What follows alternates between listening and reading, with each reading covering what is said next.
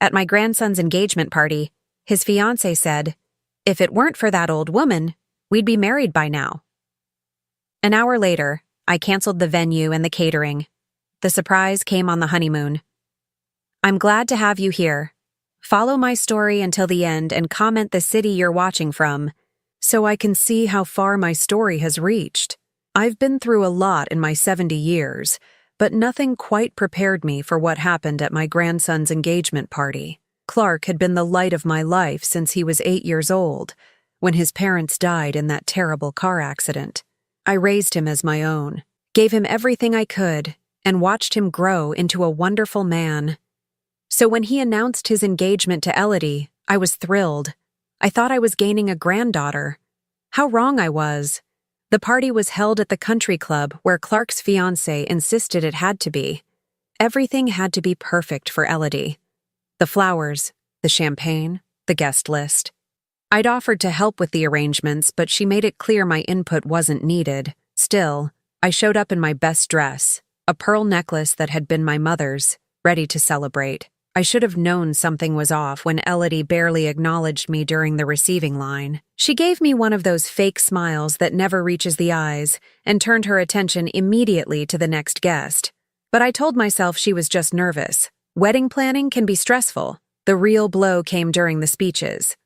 Clark had just finished thanking everyone for coming, his face glowing with happiness as he talked about his future with Elodie. Then she took the microphone. "Thank you all for being here tonight," she began, her voice sweet as honey. "Clark and I are so excited to start our new life together. We've been planning this wedding for months now, and honestly, if it weren't for this old woman constantly interfering and slowing everything down, we would have been married already." She gestured toward me with a laugh that made my blood run cold. The room fell silent. I felt every pair of eyes turn to me, saw the mixture of embarrassment and pity on people's faces. My chest tightened, and for a moment, I couldn't breathe, but I smiled. I smiled that same smile I'd perfected through decades of dealing with difficult people, through sleepless nights caring for a grieving child, through every challenge life had thrown at me. I even raised my champagne glass slightly, as if toasting her words. Clark looked confused, glancing between us. "Elodie, I don't think Grandma Geneva has been—" "Oh, Clark, you're so sweet," she interrupted, patting his arm condescendingly. "You always see the best in everyone. That's why I love you." The conversation moved on, but I remained frozen in that moment. This woman, this person my grandson loved, had just publicly humiliated me in front of 50 people. She'd called me an old woman who was interfering with their happiness. Me, the person who had sacrificed everything to give Clark a good life. I excused myself to the restroom, needing a moment to collect myself.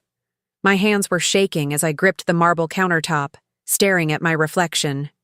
70 years old, yes, but I wasn't frail. I wasn't some doddering grandmother who didn't know her place. I was Geneva Morrison, and I had raised a man who was worth 10 of that manipulative little girl he was planning to marry. When I returned to the party, I moved through the crowd with purpose. I found the caterer first, pulling him aside with a gentle touch on his elbow. "Excuse me, dear," I said quietly. "I need to speak with you about next weekend's arrangements." "Of course, Mrs. Morrison. Is there a change to the menu?" "Actually, yes. We need to cancel everything." His eyes widened. "Cancel? But the wedding is in 6 days. We've already prepared." "I understand, and I'll cover any cancellation fees. But the event is off." I handed him my card and moved on to the florist, then the band leader. Each conversation was brief, polite, and final. Yes, I would pay the penalties. Yes, I was sure. No, they shouldn't mention this to anyone tonight. The venue coordinator was harder to convince. "Mrs. Morrison, surely there's been some misunderstanding. Mr. Clark was just here confirming the final details." "There's no misunderstanding. The Morrison family will not be hosting a wedding next weekend." By the time I'd made my rounds, the party was winding down. Clark found me near the coat check, his brow furrowed with concern. "Grandma Geneva, are you feeling all right? You seemed upset earlier." I patted his cheek gently, the same way I had when he was a little boy afraid of thunderstorms. "I'm fine, sweetheart. Just tired. It's been a long evening." "Elodie didn't mean anything by what she said. She's just stressed about the wedding details." I smiled again, that same calm smile I'd worn all evening. "Of course, dear. I understand completely. As I drove home that night, my phone started ringing. The caterer, probably, or the florist, wanting to confirm the cancellations. I let it ring. Tomorrow would bring chaos, confusion, and probably anger. But tonight, I sat in my quiet house, sipping tea from my favorite cup, and planned my next move. Elodie thought she could dismiss me as just some old woman getting in her way.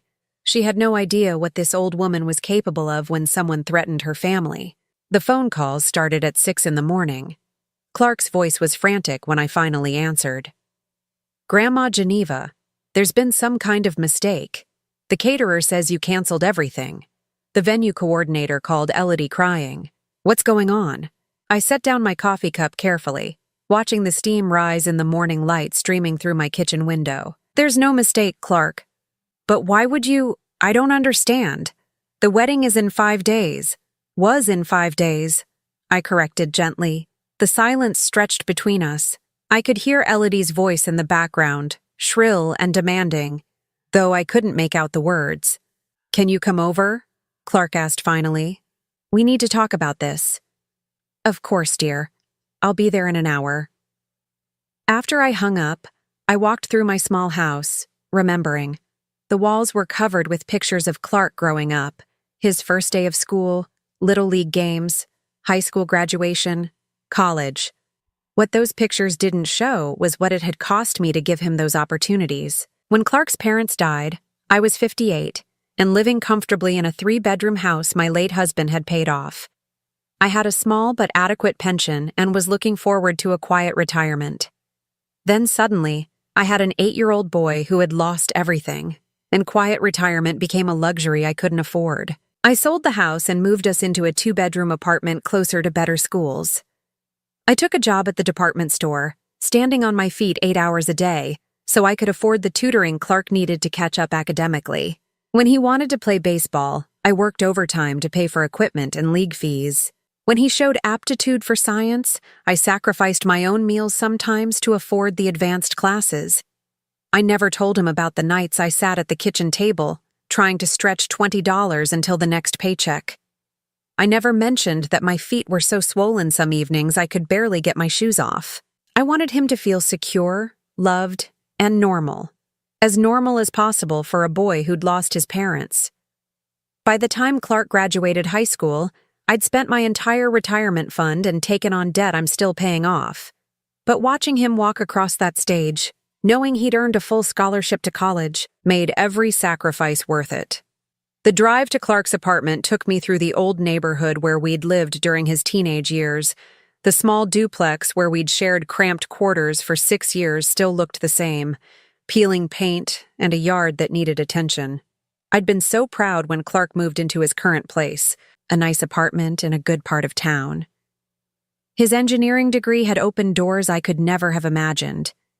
That's where he'd met Elodie, at some young professionals networking event. She worked in marketing, came from money, and seemed charmed by Clark's genuine, straightforward nature. At first, I was happy he'd found someone. He deserved love, companionship, a partner to share his success with. But I started noticing changes. Clark would mention plans we'd made, our monthly dinners, his help with my computer problems, holidays we always spent together, and then cancel at the last minute. "Elodie has something planned," he'd say apologetically. Or, "Elodie thinks it might be better if we start our own traditions." The monthly dinners became quarterly, then twice a year. The easy conversations we'd always shared became stilted phone calls with Elodie's laughter in the background, cutting him off whenever he talked too long with me. She never said anything directly negative about me to Clark. She was too smart for that. Instead, she used subtle suggestions and manufactured emergencies that always seemed to coincide with our plans. When I arrived at their apartment, Elodie answered the door. Gone was the sweet mask she'd worn around others. Her expression was cold, calculating. "So, the old woman has some fight in her after all," she said, not bothering with pleasantries. "May I come in? I'd like to speak with Clark." She stepped aside reluctantly. Clark was pacing in the living room, his hair disheveled like he'd been running his hands through it. He looked exhausted. "Grandma Geneva, please help me understand this. The wedding is ruined. Elodie's parents are flying in tomorrow. The guests, The dress? He trailed off, looking lost. I sat down on the couch I'd helped him pick out 2 years ago, before Elodie's influence had redecorated everything in stark whites and grays. "Clark, do you remember what Elodie said about me last night?" He glanced at his fiancée, who was standing with her arms crossed, tapping her foot impatiently. "She was just stressed. Planning a wedding is hard work. She called me an old woman who was interfering and slowing things down, in front of 50 people.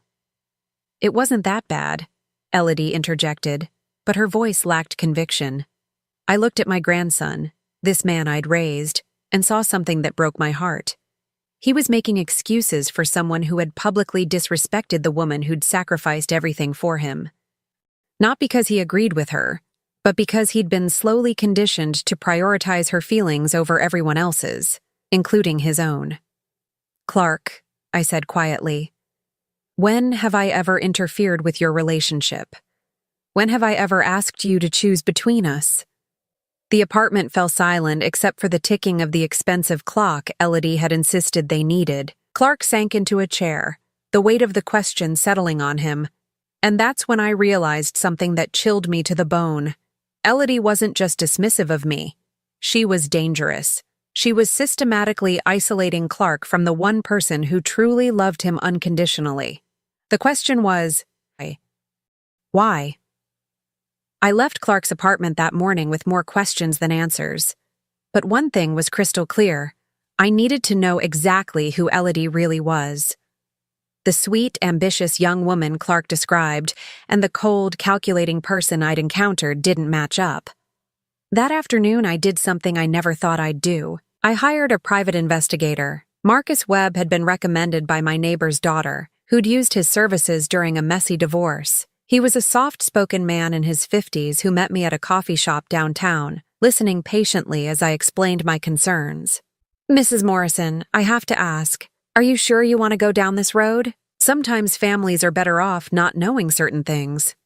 I thought about Clark's face that morning, the way he'd looked so lost and confused. My grandson is about to marry this woman. If there's something I should know, I need to know it. Marcus nodded and pulled out a small notebook.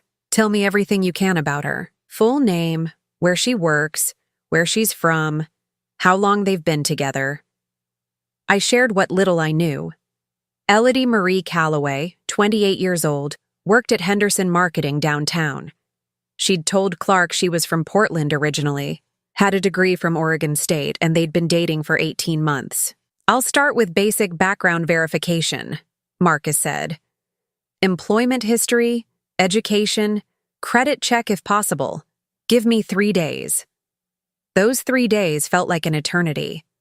I went through my normal routines: grocery shopping, my book club meeting, lunch with my friend Dorothy, but my mind kept wandering to what Marcus might discover. Part of me hoped I was wrong, that Elodie was just immature and thoughtless, not malicious. Marcus called on Thursday evening. "Mrs. Morrison, can you meet me tomorrow morning? I have some information you need to see." His tone told me everything I needed to know. I barely slept that night. Friday morning, I sat across from Marcus as he spread several documents across the table between us. My hands trembled as I reached for my reading glasses. "Let's start with education," he said quietly. Elodie Calloway never attended Oregon State University.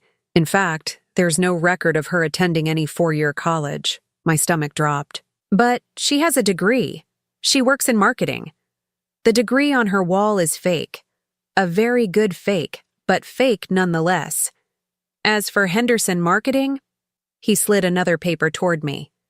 She was fired 6 months ago for falsifying client reports and inappropriate expense claims, but clerk thinks she still works there. She leaves every morning, comes home talking about her projects. Marcus nodded grimly. She's been spending her days at coffee shops and the mall, using credit cards to maintain appearances. Speaking of which, he showed me a credit report that made my head spin. She has over $60,000 in debt across 8 different cards, all maxed out. I stared at the numbers, trying to process what I was seeing. How does she afford her lifestyle? The clothes, the apartment she shares with Clark, the engagement ring? That's where it gets interesting. Marcus pulled out another file. I found records of 3 previous relationships, all with financially stable men. Each relationship lasted approximately 18 months to 2 years. He showed me printouts from social media accounts, photographs of Elodie with different men at expensive restaurants, vacation destinations, formal events. In each photo, she was wearing expensive jewelry, designer clothes, looking every inch the successful young woman. What happened to these relationships? They all ended abruptly, usually around the time the men started asking serious questions about marriage or shared financial commitments. In 2 cases, there were restraining orders filed. My mouth went dry. Restraining orders? Marcus flipped to another page. David Chen, a software engineer from Seattle. According to his statement, Elodie became increasingly controlling and manipulative when he refused to add her name to his bank accounts after 6 months of dating.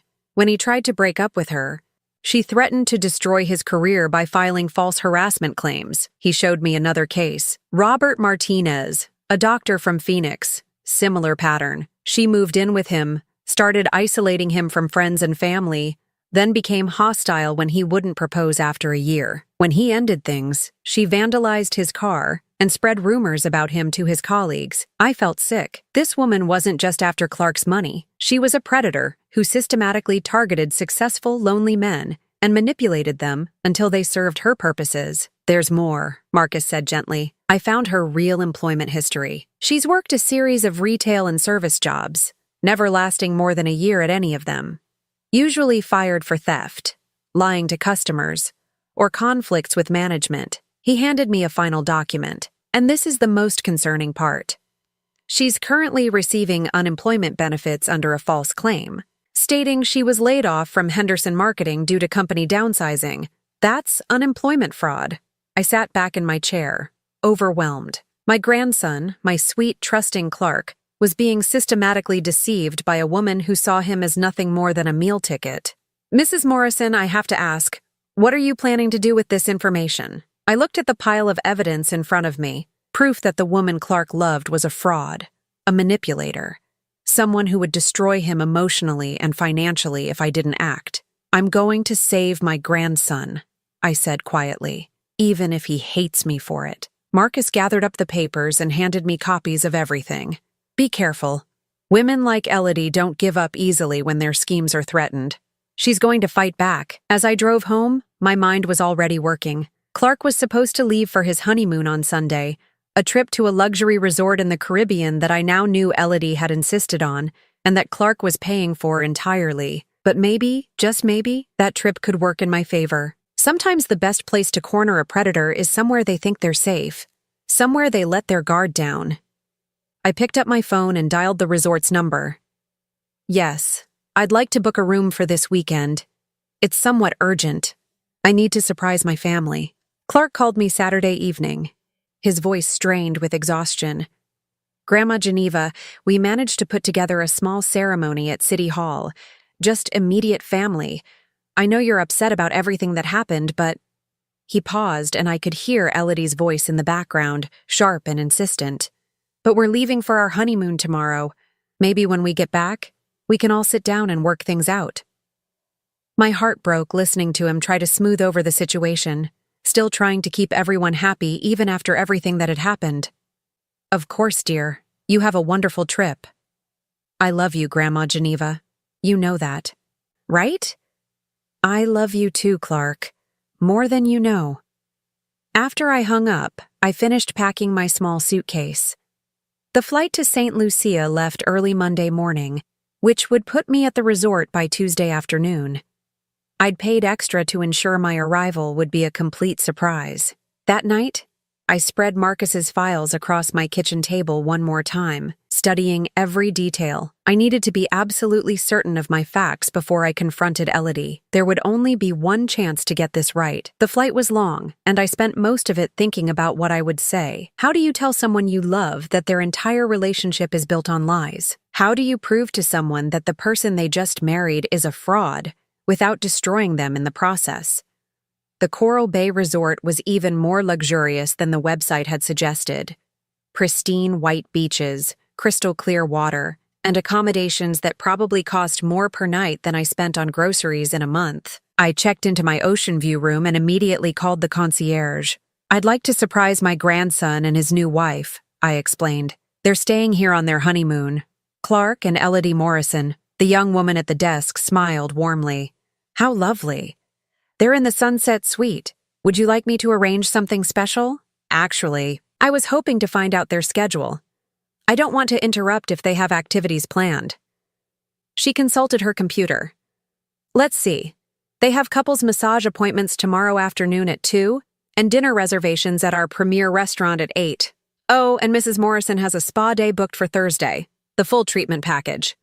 Of course she did. I thanked the concierge and spent the rest of Tuesday observing from a distance. I spotted them at the pool, Clark looking relaxed for the first time in months, Elodie photographing herself constantly, posing with tropical drinks and designer sunglasses that I now knew were paid for with money Clark didn't know he'd already spent. Wednesday morning, I positioned myself in the resort's main lobby with a book and a cup of coffee. At exactly 10:30, Clark appeared, wearing swim trunks and carrying snorkeling gear. "Clark?" I called out, as if surprised to see him. He spun around, his face cycling through confusion, shock, and something that might have been relief. "Grandma Geneva? How did you?" I stood up and embraced him, feeling how thin he'd gotten in just the past few weeks. I wanted to apologize for the wedding situation. I thought maybe if I came here, we could talk without any pressure or distractions. But this place is expensive. "You can't afford—" "Don't worry about that, sweetheart. Where's Elodie?" His expression tightened slightly. She had a headache this morning. She's resting in the room. Even on their honeymoon, she was finding excuses to avoid activities that didn't revolve around her. Well, maybe we could spend some time together. Just the two of us? Like old times? For the first time in months, Clark smiled genuinely. I'd like that. We spent the morning walking the beach, and I watched my grandson slowly relax as we talked about everything except his marriage. He told me about work projects, his plans for the future, dreams he used to share with me before Elodie had started monopolizing his time. But I also noticed things that worried me. He was constantly checking his phone, texting someone, presumably Elodie, updating her on where we were and what we were doing. When I suggested lunch at one of the beachside cafes, he hesitated. I should probably check on Elodie first, make sure she's feeling better. "Of course! Why don't you invite her to join us?" Clark's face fell slightly. She doesn't like the heat, and she's very particular about where she eats. Translation: Elodie didn't want to waste time with me when there were spa treatments to be enjoyed and expensive activities to experience. At lunch, Clark seemed distracted, barely touching his food. Finally, I couldn't stand it anymore. "Clark, are you happy?" The question caught him off guard. "What do you mean?" "I mean really happy. You seem different lately, stressed." He was quiet for a long moment, staring out at the ocean. "Marriage is an adjustment. Elodie has very specific ideas about how things should be. She comes from a different background than us, you know? She's used to nicer things." My heart ached listening to him make excuses for her demands, her selfishness, her complete lack of consideration for his feelings or his budget. "Clark, there's something I need to tell you about Elodie." He stiffened immediately. "Grandma Geneva, please don't. Not here. This is supposed to be our honeymoon." "That's exactly why I need to tell you here, before it's too late." "Too late for what?" I pulled out a manila envelope I'd been carrying in my beach bag. I hired a private investigator to look into Elodie's background. Clark's face went white. "You did what?" "She lied to you, Clark, about everything. Her education, her job, her past. She's not who you think she is." He stood up abruptly, knocking over his water glass. "I can't believe you would do something like that." "That's insane, Grandma Geneva. That's stalking. Clark, please, just look at the evidence." "No." His voice was sharp, angry in a way I'd never heard before. "I'm not going to look at whatever lies you've paid someone to fabricate about my wife." Wife. The word hit me like a physical blow. It was too late. They were already married. "I'm going back to the room," Clark said, his jaw tight. "I think you should go home." I watched him walk away, my chest tight with panic. This wasn't how it was supposed to go. I'd thought if I presented him with facts, with proof, he'd see the truth. Instead, I'd only driven him further into Elodie's web. But I wasn't giving up. If Clark wouldn't listen to me, maybe it was time for Elodie and me to have a direct conversation. And this time, I wouldn't be the polite, accommodating grandmother she thought she could dismiss. This time, I'd show her exactly what happens when someone threatens my family. I found Elodie at the resort spa the next morning, reclining by the adults-only pool with a mimosa in her hand and her phone positioned for another selfie. She was wearing a bikini that probably cost more than my monthly grocery budget, her hair perfectly styled despite the humidity. Well, she said without looking up from her phone screen. The old woman tracked us down. I have to admit, I'm impressed. That took some real stalker-level commitment.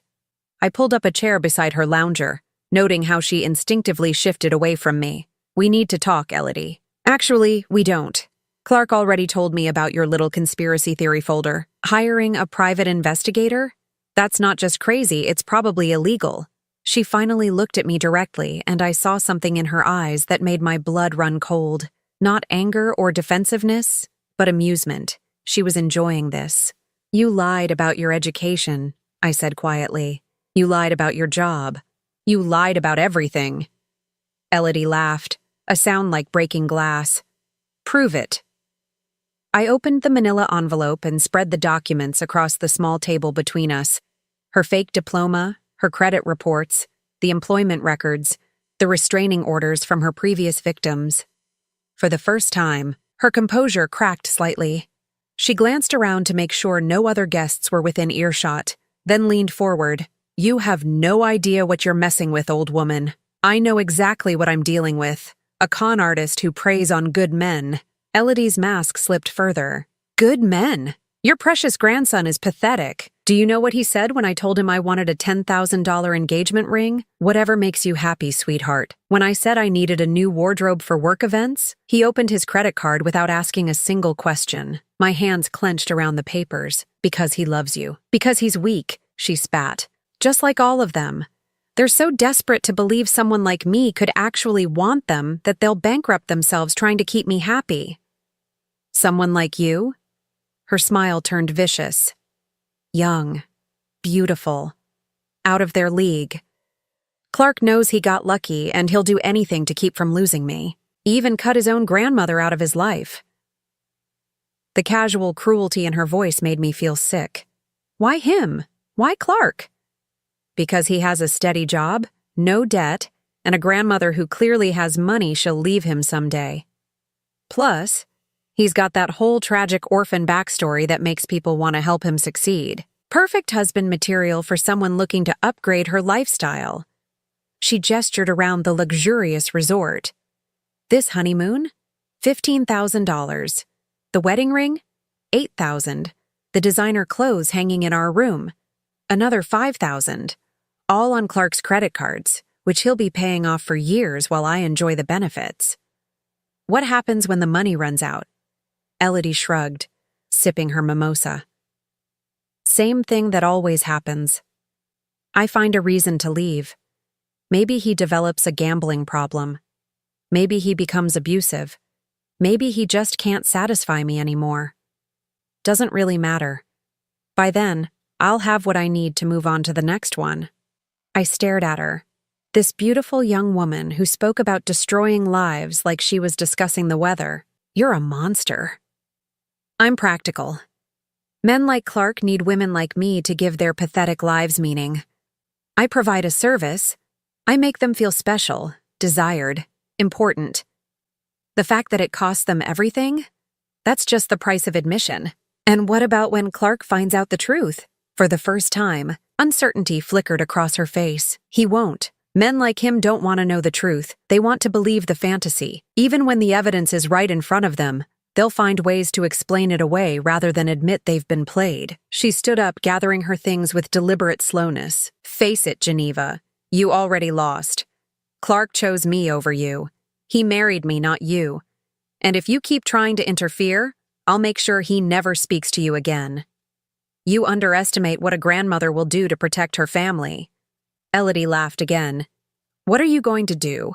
Tell him about your little investigation? He already thinks you're a crazy old woman who can't accept that her precious grandson has grown up. Push too hard, and you'll just prove his point. She was right, and we both knew it. Direct confrontation had failed. Clark was so deep under her spell that evidence wouldn't be enough. I needed something more dramatic, something that would force Elodie to reveal her true nature in front of him. "Enjoy your last day of marriage," I said quietly. Elodie paused. "What's that supposed to mean?" I smiled, the same calm smile I'd worn at the engagement party. "It means I'm not done yet." That afternoon, I returned to my room and made several phone calls. First to Marcus, asking him to fax additional documentation to the resort's business center. Then to the resort concierge, requesting a special dinner arrangement for that evening. Finally, I called Clark's room. "Clark, honey, I wanted to apologize for yesterday. You were right, this is your honeymoon, and I shouldn't have brought up unpleasant topics." He sounded relieved. "Thank you, Grandma Geneva. I know you're just looking out for me, but I understand. Would you and Elodie join me for dinner tonight? I'd like to celebrate your marriage properly and then head home tomorrow." There was a pause. Probably while he consulted with Elodie. "That would be nice. The Sunset Terrace restaurant at 8? Perfect. And Clark? I love you. Nothing will ever change that." As I hung up the phone, I felt a strange sense of calm settle over me. Tonight, Elodie would finally face consequences for her actions. Not from me directly, but from the truth she'd worked so hard to hide. Sometimes the best way to expose a predator is to give them exactly what they think they want, then watch them destroy themselves with their own arrogance. The Sunset Terrace restaurant was everything the resort's website had promised. Elegant tables overlooking the ocean, soft lighting, and the kind of atmosphere that made people lower their guards. I arrived early and requested a quiet corner table where we could speak privately. Clark appeared promptly at 8, looking handsome in a dinner jacket, but tired around the eyes. Elodie glided in beside him, wearing a dress I now knew cost more than most people's monthly rent, her smile bright and predatory. "Geneva," she said warmly, kissing my cheek like we were old friends. "How lovely that you wanted to celebrate with us." The performance was flawless. If I hadn't spent the previous day listening to her real thoughts, I might have believed this sweet, devoted new granddaughter-in-law was genuine. We ordered drinks and made small talk about the resort, the weather, their plans for the rest of the honeymoon. Clark began to relax, probably relieved that I wasn't bringing up any uncomfortable topics. Elodie regaled us with stories about their wedding day, painting herself as the perfect bride grateful for Clark's devotion. Halfway through dinner, I excused myself to the restroom. On my way back, I stopped at the maitre d's station. "Excuse me, but there's a gentleman at the bar who's been staring at our table. He seems to recognize my grandson's wife. Could you ask him to join us for a moment?" The maitre d' glanced toward the bar where Marcus Webb sat nursing a scotch, then nodded professionally. "Of course, madam." I returned to our table just as the waiter was clearing our main course plates. "That was delicious," I said, settling back into my chair. "You know, this whole trip has reminded me how important family is, how important it is to really know the people we love." Clark smiled. "I'm glad you feel that way, Grandma Geneva. It means a lot to have your blessing." "Of course, dear. Though I have to admit, I've been curious about Elodie's family. We haven't had much chance to talk about your background, sweetheart." Elodie's smile tightened almost imperceptibly. "Oh, there's not much to say. Small family, very private people. Still, I'd love to hear about your college days at Oregon State. What did you study?" "Communications," Elodie said smoothly. "Very practical degree. And your job at Henderson Marketing must be exciting? What kind of campaigns do you work on?" Clark beamed proudly. "Elodie's the creative genius behind their social media strategies. She's being considered for a promotion to senior account manager." I nodded admiringly. "How wonderful. It's so rare to find someone who's both beautiful and accomplished." That's when Marcus appeared at our table, his expression serious but polite. "Excuse me, I'm sorry to interrupt, but I couldn't help noticing. Aren't you Elodie Calloway?" The effect was immediate and devastating. All the color drained from Elodie's face, her carefully maintained composure cracking like an eggshell. Clark looked confused. "Actually, it's Elodie Morrison now. We just got married. Do you two know each other?" Marcus pulled out his phone, showing a photo on the screen. I'm a private investigator. Miss Calloway here is wanted for questioning in a fraud case in Phoenix. She bilked my client out of $30,000 before disappearing. There's been some mistake, Elodie said, her voice strained. No mistake, Marcus continued calmly. 3 different victims, same pattern each time. You target successful men, move in fast, rack up debt in their names, then vanish when things get too serious. Clark stared at his new wife, confusion giving way to something like horror. Elodie, what is he talking about? It's all lies, she snapped, but her panic was showing. Clark, don't listen to him. Your grandmother hired him to destroy our marriage. Marcus set several documents on the table. Bank records showing fraudulent credit applications. Employment verification from Henderson Marketing confirming you were fired 6 months ago for falsifying reports. And restraining orders from 2 previous victims. Elodie, Clark's voice was barely a whisper. Is this true? For a moment, she tried to maintain the facade. Baby, you know me. You know I would never. Answer the question, Clark said, his voice stronger now. Did you lie about your job? Your education? Everything? Something shifted in Elodie's expression. The sweet mask finally fell away completely, replaced by cold fury. Fine, she spat. Yes, I lied. About all of it. Happy now? Clark recoiled as if she'd slapped him. Why? Because you're pathetic, she said viciously. You and every other desperate loser who thinks he can buy love with credit cards and jewelry. You want to know the truth? I've been laughing at you for months. Poor little orphan boy. So grateful for attention from a pretty girl that he'll bankrupt himself trying to keep her happy. The words hit Clark like physical blows. I watched my strong, successful grandson crumble before my eyes. I never loved you, Elodie continued, her voice dripping with contempt. I don't even like you. You're boring, predictable, and weak. The only thing interesting about you is your bank account, and even that's not that impressive. Elodie, stop, I said quietly, but she was beyond caring now. And you? She turned on me with blazing eyes. You sanctimonious old witch! You think you've won something here? You've just destroyed your precious grandson's happiness. He'll never trust anyone again, never open his heart to another woman. Congratulations! You've made him as bitter and alone as you are. She stood up abruptly, throwing her napkin on the table. I'm going back to the room to pack.